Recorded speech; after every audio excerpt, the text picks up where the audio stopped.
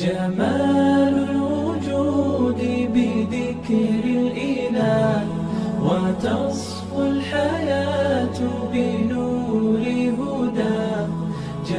دریائے عشق میں اپنا مقام پیدا کر، نیا زمانہ نئے صبح و شام پیدا کر. خدا اگر دل فطرت شناس دے تجھے تو سکوت لالا و گل سے کلام پیدا کر. صدر محترم ندائے حق زہر کا پیالہ پی کر بھی شہد کی طرح بولتی ہے. صلیب پر چڑھ کر اس میں وہ شان مسیحی پیدا ہو جاتی ہے کہ مردے بوجھ اٹھتے ہیں اور سرد لاشوں میں زندگی کی حرارت آ جاتی ہے.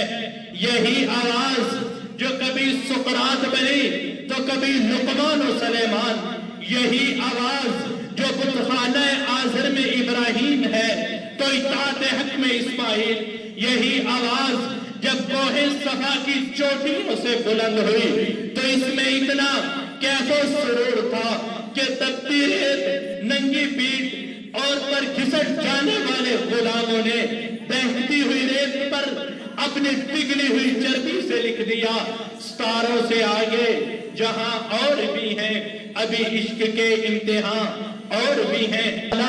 خالق کائنات نے انسان کو بے شمار علمی اور فکری صلاحیتوں سے نوازا، تلاش اور جستجو کا جذبہ عنایت کیا اور ارشاد باری تعالی ہے وَسَخَّرَ لَكُم مَّا فِي السَّمَاوَاتِ وَمَا فِي الْأَرْضِ کہ زمین و آسمان میں چھپے ہوئے خزانے تلاش کرو. تو پھر انسان نے زمین کا سینہ چک کیا، سمندر کے جگر کو چیر ڈالا، پانی کی روانی سے برقی توانائی پیدا کی، سورج کی روشنی کو گرفتار کیا. اگر میں یہ کہوں کہ آج کا انسان ہواؤں کے کندھے پر سوار چاند کی دنیا میں گامزن اور ستاروں کی محفل میں خیمہ زن ہے تو بے جانا ہوگا کہ میرے ذوق تسخیر فطرت کے آگے عناصر کا قلب و جگر کانپتا ہے. حاضرین محفل، آئیے دیکھتے ہیں کہ ستاروں سے آگے کون سی دنیا آباد ہے. سیدنا عمر رضی اللہ تعالیٰ عنہ کا بغیر کسی مواصلاتی رابطے کے یا ساریہ تل جبل کہہ کر خبردار کر دینا، سیدنا بلال کا زمین پر چلنا مگر قدموں کی آہٹ کا جنت کی فضا میں گونجنا اور بغیر کسی اعلیٰ بینا کے مسجد نبوی میں کھڑے ہو کر مسجد اقصی کی محرابیں اور طاق گن گن کر بتانا، سورج کا پلٹنا، چاند کا ٹوٹنا، کنکریوں کا بولنا اور چشمے زدن میں عرش اولا کی سیر کر کے لوٹ آنا ہمیں یہ پیغام دیتا ہے کہ اسی روز و شب میں الجھ کر نہ رہ جاؤ. تیرے سامنے آسمان اور بھی ہے، اگر کھو گیا ایک نشے من تو کیا غم، مقامات آہو فغا اور بھی ہے. جب عشق کے امتحان ختم ہوئے تو پھر مرد مومن آتش عشق میں کود پڑے.